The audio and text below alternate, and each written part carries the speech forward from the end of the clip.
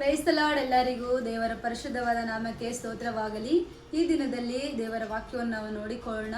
ಪೌಲನು ಯಾವ ರೀತಿಯಾಗಿ ಒಂದು ವಚನದಲ್ಲಿ ಹೇಳಿದ್ದಾರೆ ಎಂಬುದಾಗಿ ನಾವು ನೋಡಿಕೊಳ್ಳೋಣ. 2 ತಿಮೋಥೆಯವರಿಗೆ 4ನೇ ಅಧ್ಯಾಯ 7ನೇ ವಚನದಲ್ಲಿ ನಾವು ನೋಡಿಕೊಳ್ಳೋಣ.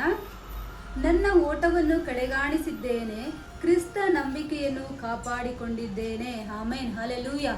ಪೌಲನು ಹೇಗೆ ಹೇಳ್ತಿದ್ದಾನೆ ಎಂಬುದಾಗಿ ನಾವು ನೋಡೋದಾದರೆ, ನನ್ನ ಓಟವನ್ನು ಕಡೆಗಾಣಿಸಿದ್ದೇನೆ ಎಂಬುದಾಗಿ ಧೈರ್ಯವಾಗಿ ಹೇಳಿದ್ದಾರೋ ಅದೇ ರೀತಿಯಾಗಿ ನೀವುಗಳು ಕ್ರಿಸ್ತನಲ್ಲಿ ಹೆಜ್ಜೆ ಇಟ್ಟ ನಂತರ ಯೇಸು ಕ್ರಿಸ್ತನನ್ನು ನಂಬಿ ನಾವು ಯೇಸು ಕ್ರಿಸ್ತನಿಗಾಗಿ ಹೆಜ್ಜೆ ಇಟ್ಟ ನಂತರ ನೀವುಗಳು ನಮ್ಮ ಓಟವನ್ನು ಕಡೆಗಾಣಿಸುವವರಾಗಿರಬೇಕು. ನಮ್ಮ ಕ್ರಿಸ್ತನ ನಂಬಿಕೆಯನ್ನು ಕಾಪಾಡಿಕೊಳ್ಳುವವರಾಗಿರಬೇಕು.